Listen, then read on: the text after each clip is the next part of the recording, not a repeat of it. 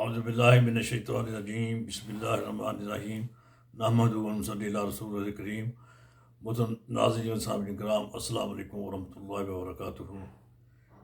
اس سے قبل ہم اسلام کے لفظ کے روشن بیانیہ کے عنوان پر 6 پروگرام کر چکے ہیں۔ آج کا یہ 7واں پروگرام ہے، اسلام کا لفظ کا روشن بیانیہ اور امت مسلمہ کا طرز عمل۔ یہ ہمارا ماشاءاللہ 7واں پروگرام ہے۔ اس سے پہلے ہم 16 پوائنٹ بیان کر چکے ہیں، آج 17 پوائنٹ سے ہم بات کریں گے۔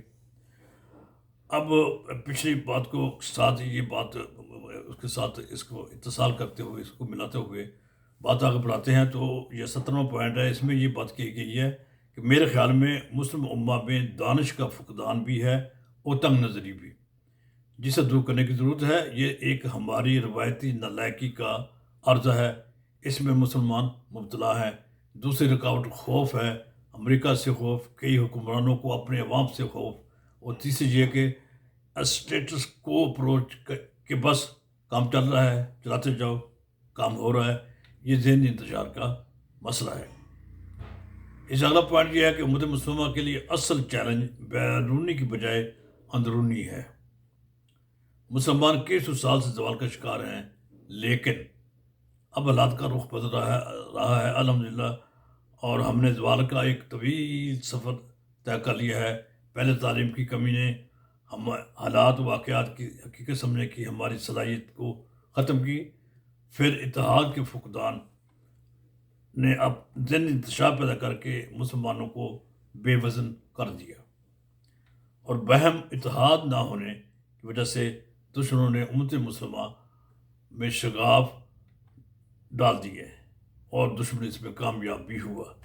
حقیقی قیادت سے محرومی نے مسلمانوں کو غیروں کی کٹھ پتلیوں کا پیروکار بنایا، اور غربت اور معاشی غلامی نے ہماری سیاسی آزادی ختم کر دی۔ ہم ایک زمانے میں مسلمان دنیا پہ چھائے ہوئے تھے، وہ سارا تتر بتر ہو کر رہ گیا۔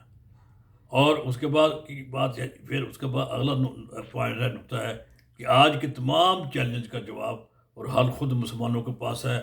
مستقبل کے چیلنج کا جواب دینے کے لیے سب سے ضروری شرط یہ ہے کہ مسلمان قرآن و کریم و سنت پر عمل کو اپنی زندگی کا مقصد بنائیں۔ دوسری ضرورت اتحاد کی ہے۔ مسلم امہ اس وقت فکری انحطاط کا شکار ہے۔ اغیار نے اس کی مرکزیت کو ختم کر دیا جو وہ مسلم امہ کی پہچان تھی۔ مسلم امہ کی مثال جیسے وحدت کی طرح ہے۔ اس کے مخالفین نے مرکزیت کے تصور کو پامال کرنے کے لیے نیشنلزم کا حربہ استعمال کیا۔ انہوں نے علاقے، حدود اور زبان سے قومیں بننے کا تصور دیا۔ یہ سب عصبیت کی بنیاد ہے، جس کے نتیجے میں مسلم قومیں منتشر ہوگی۔ اسلام نے ہمیں فکری وحدت کا تصور دیا ہے۔ یہ بہت اہم بات ہے۔ جو شخص کلمہ پڑھتا ہے وہ بلا تفریق امت مسلمہ کا رکن ہے۔ مسلمانوں کو ان بنیادوں پر معاشرہ اتوار کرنے کی ضرورت ہے جو اللہ تعالیٰ نے فراہم کی ہے، اور اسی تصور پر پاکستان قائم ہوا تھا، مسلمانوں کی فکری بازصورت۔ اگلا پوائنٹ یہ ہے، 20واں نمبر یہ ہے کہ اگر سرکار دو عالم صلی اللہ علیہ وسلم کے اسوہ حسنہ کی روشنی میں ہم اس پر عمل پیرا ہوں تو ہمارے مسائل خود بخود حل ہو جائیں گے۔ حضور صلی اللہ علیہ وسلم نے ہمیں برداشت کا سلیقہ سکھایا، اور خود آپ صلی اللہ علیہ وسلم نے اس کا عملی مظاہرہ فرمایا۔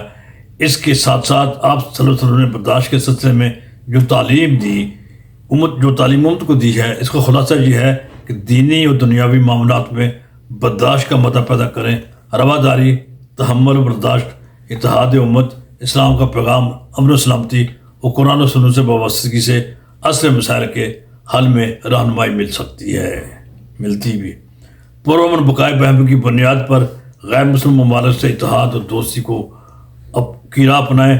خودداری، پرامن بقائے بہمی اور پوری عزت و آبرو کے ساتھ یہ اسی وقت ممکن ہو سکتا ہے جب ہم تحمل و برداشت اور رواداری کو غیر مسلم اقوام میں عام کریں گے۔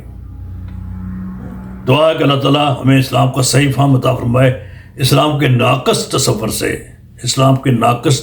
اس بات پہ میں زور دے کے کہہ رہا ہوں کہ ہمارا تصور اسلام کا ناقص ہے، فہم بھی اسلام کو ناقص ہے۔ ہم نے ہر چیز کو اسلام کو نام دے رکھا ہے، یہ صحیح نہیں ہے۔ اسلام کے ناقص تصور سے ہماری جان چھڑائے، اس صراط مستقیم پر چلائے جس کی منزل اللہ اور اس کے رسول صلی اللہ علیہ وسلم کی ذات بابرکات سے قربتیں کی منازل طے کرنے میں خوشی اور آسانی میسر رہے۔ اللہ تعالیٰ ہماری کوتاہیوں سے درگزر فرمائے، اپنی اور اپنے پیارے حبیب صلی اللہ علیہ وسلم کی خوشنودی سے نوازے، آمین یا رب العالمین۔ والسلام علیکم ورحمۃ اللہ وبرکاتہ۔